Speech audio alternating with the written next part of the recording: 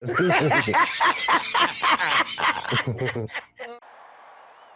about them Cowboys? Angry Cowboys Fan. Born to battle. Some just means we never sell. America's team through thick and thin. When the star shines bright, that's when we win. Angry Cowboys Fan.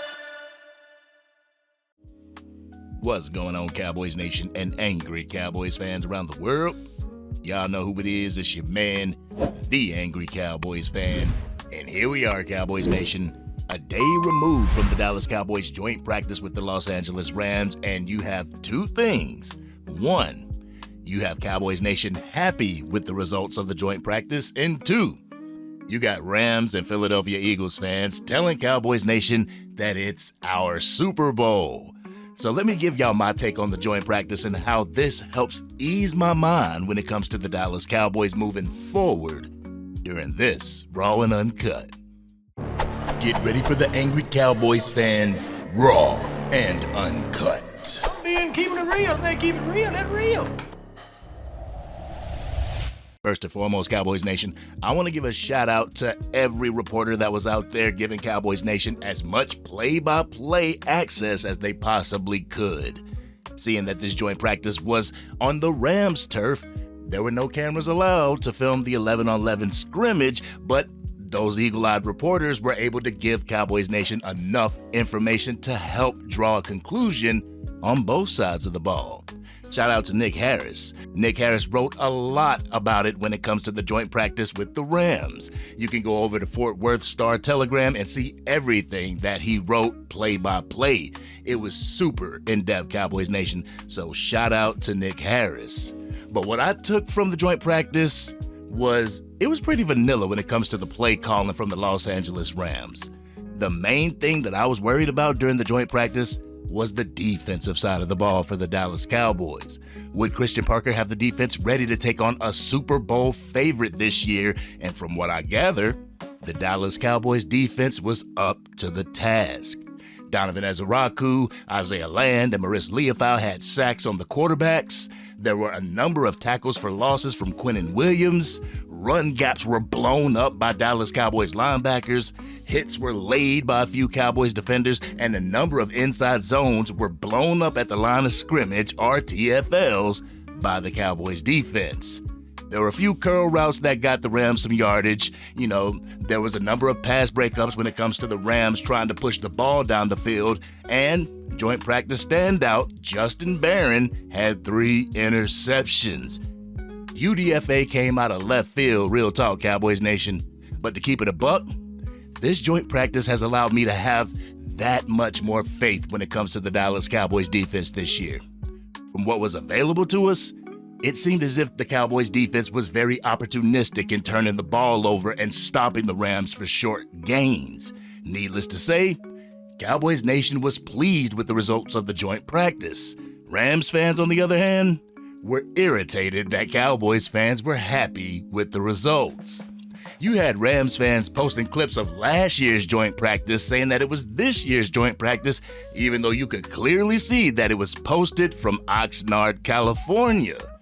Then those same Rams fans got on Cowboys fans' posts saying that this was the Cowboys Super Bowl. I tell you, Cowboys Nation, if I had $1 for every time somebody said that this was the Dallas Cowboys Super Bowl after beating them, I would be a millionaire.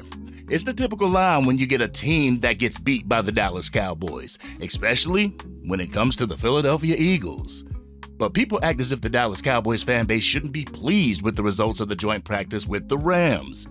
Going into this training camp, Cowboys Nation could only imagine what the defense would look like this year. This joint practice helped solidify some of our thoughts about the defense. It showed us who the standouts were and how they could contribute to the team if they were to actually make the 53-man roster going into the week 1 of the regular season. It showed us the possible rotation when it comes to the depth and the rotation within the game. It also showed us how Christian Parker will be running the defense moving forward. So of course, Cowboys Nation is going to be happy, and don't let nobody steal your thunder. Real talk. But coming from a year where the defense was ranked at the bottom of the league last year, it's a breath of fresh air to be able to hear that they really held their own against a top-flight offense, a top-tier offense led by Matthew Stafford. It gives us a glimpse on how Christian Parker will handle going up against a Sean McVay-led scheme, who will play, and where and how physical the team will be. With the Dallas Cowboys heading into its first preseason game on August 15th and leaving Oxnard, California, August 18th, football is upon us, Cowboys Nation. We're almost a month away from week 1 of the NFL regular season, and to hear that our Cowboys dominated the joint practice with the Los Angeles Rams when they dominated us last year, it was a breath of fresh air. But we have to bounce back from the defensive showing of last year, Cowboys Nation. If this Dallas Cowboys team looks to make the playoffs this year, it's incumbent upon this defense to take a huge jump to help the offense, and vice versa. The offense has to stay on that upward trajectory in order to help our defense. Remember, teamwork makes the dream work. And as you notice, I really didn't speak about the offensive side of the ball because the offense kind of speaks for itself, Cowboys Nation. I mean, they're calling themselves Gotti. The one takeaway from the joint practice that I will say is how Brian Schottenheimer watched the defense while Clayton Adams called the offense. But this will help the Dallas Cowboys with other teams trying to game plan against a Brian Schottenheimer called game. Clayton Adams is calling the game, so it might be a little bit different, Cowboys Nation. This gives us another element of surprise for the first game going into the regular season against the New York Football Giants, and who knows, maybe in that second game against the Washington Commanders. 2 games that we need to win at the beginning of the regular season to get a leg up in the NFC East. But this has been your man, the Angry Cowboys Fan.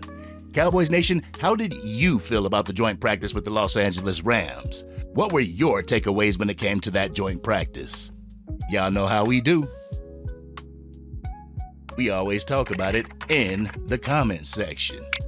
If you're digging this content and you want to help get the word out to even more Dallas Cowboys fans, drop a like on this video, share it with anybody that you know is a Dallas Cowboys fan, and if you're on your mobile device and you haven't used them up yet, make sure you hype this video. Doing so can help get the word out to Cowboys fans. They'll come over to the Angry Cowboys Fan YouTube channel and want to become Angry Cowboys fans themselves. And if you are DC for life and you can't wait until August 15th for the first preseason game of the 2026 NFL season, hit that subscribe button.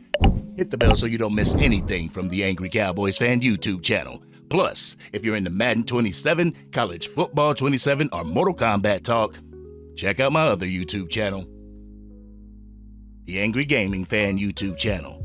I'll make sure I put the link to that as well as the gamer tag in the description. With this defense being able to get tackles for loss, sacks, and interception from the linebacking position, this could bode well for the Dallas Cowboys as a whole. Now let's go ahead and have a strong finish in Oxnard so we can go back to Frisco and continue to build upon this 2026 team to hopefully make it back to the playoffs. But this has been your man, the Angry Cowboys Fan, and I'm out.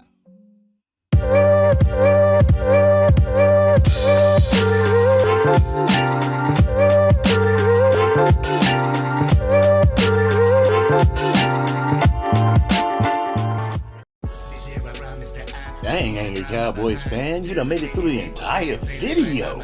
But if you want more content, you can definitely go to this video right here. Or if you want the latest episode of the Angry Cowboys Fan podcast, you can go right here. But whatever you do, like, share, and subscribe to the channel, but remain DC for life.